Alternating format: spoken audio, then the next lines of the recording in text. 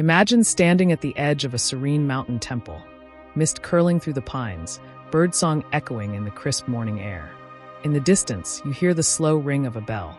There is stillness, presence, and peace. Now, contrast that with the frantic buzz of a crowded urban street.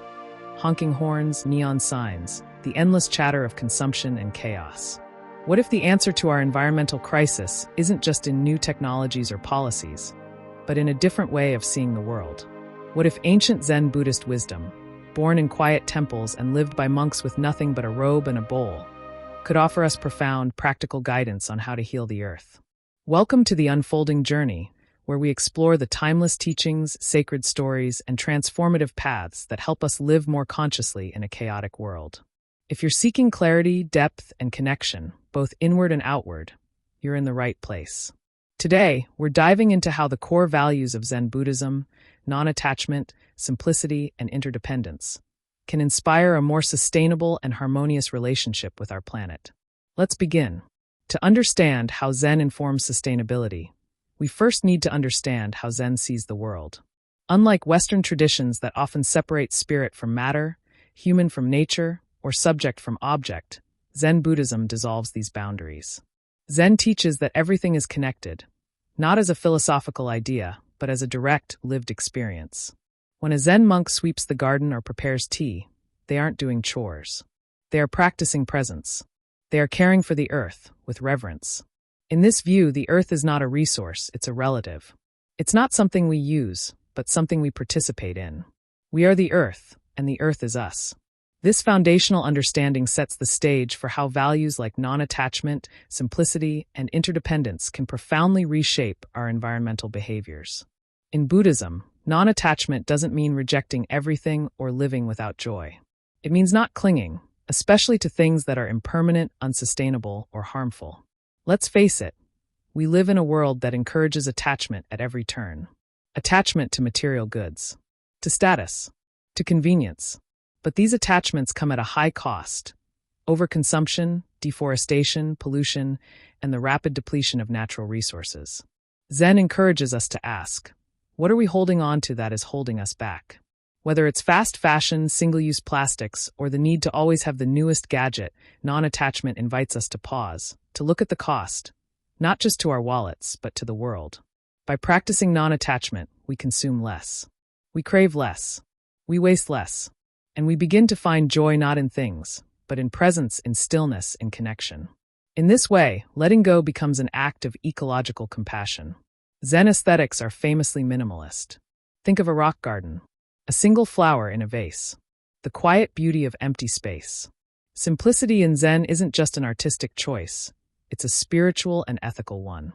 It's about stripping away the excess so we can see what really matters. In environmental terms, simplicity is sustainability. The average person in the developed world consumes far more than the earth can replenish. We're locked in cycles of overproduction and overconsumption. And yet, studies show that after a certain point, more stuff doesn't make us happier. It just makes us more stressed. Zen asks, what if less is not a loss, but a liberation? Living simply doesn't mean depriving ourselves. It means becoming intentional. It means owning fewer things, but cherishing them more. It means valuing experiences over possessions. It means finding richness not in the mall, but in the mountains, in the moment. Simplicity isn't just good for the soul. It's essential for the survival of the planet. Perhaps the most profound teaching of Zen Buddhism is interdependence. The idea that all beings and phenomena arise together, depend on one another, and have no independent existence. Thich Nhat Hanh, the beloved Vietnamese Zen teacher, calls this interbeing. He famously wrote that when we look at a sheet of paper, we can see the cloud that brought the rain that nourished the tree. We can see the logger's breakfast, the sun, the soil, the entire cosmos, all in one piece of paper. This isn't poetry. It's ecology. When we understand interdependence, we begin to care, not just about our own lives, but about the forests, oceans, animals, and future generations. We see that when we harm the earth, we ultimately harm ourselves. This realization changes everything. Suddenly, composting becomes an act of reverence. Walking or biking becomes a prayer. Eating locally, reducing waste, voting for green policies, these become not just duties, but expressions of love. Zen shows us that we don't act for the environment as if it's something separate. We act because we are the environment. You don't need to become a monk or move to a monastery to live these principles. Here are a few everyday practices inspired by Zen values that can support environmental sustainability. 1. Mindful consumption. Before you buy something, pause. Ask, do I really need this? How is it made? What will happen to it after I'm done? 2. Declutter and donate. Simplicity starts at home. Let go of things that no longer serve a purpose, and let them serve someone else. 3. Eat mindfully. Zen monks eat in silence with gratitude.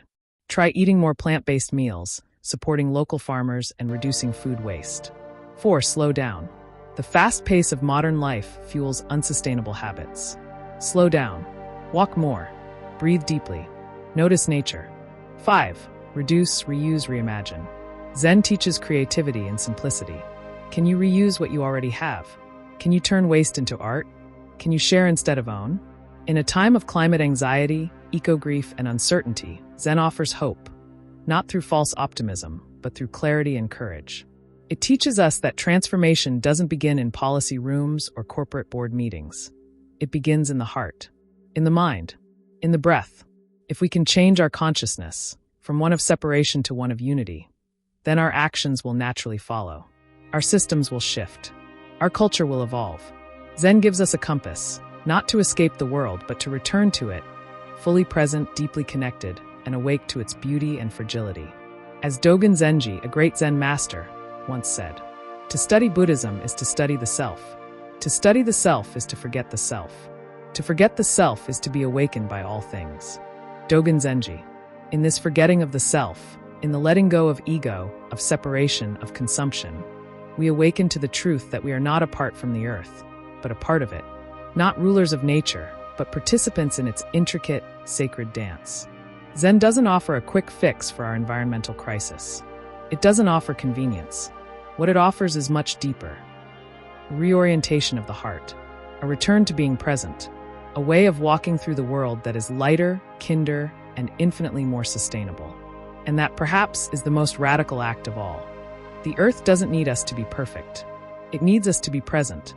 It needs us to slow down, to listen, to simplify. It needs us to remember that the way we live, the choices we make each day, ripple outward into the greater web of life.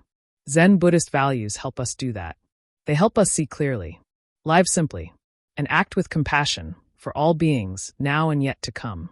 So whether you're lighting incense in a meditation room or sorting your recycling at home, know this: small actions, when done with awareness, are powerful. In Zen, every step can be a prayer. Every breath can be a vow to live in harmony with the earth. Thank you for walking this path with us today. If this message resonated with you, if you believe that ancient wisdom still has a place in shaping a better future, then please, subscribe to The Unfolding Journey for more stories, insights, and reflections on how we can live more mindfully, more ethically, and more in tune with the earth. Seedling, share this video with someone who cares about the environment. Speech Balloon, leave a comment below. Which Zen value speaks to you the most? And how might you apply it in your own life? Together, let's cultivate a quieter mind, a gentler footprint, and a more compassionate world. Until next time, be still, be kind, and keep unfolding.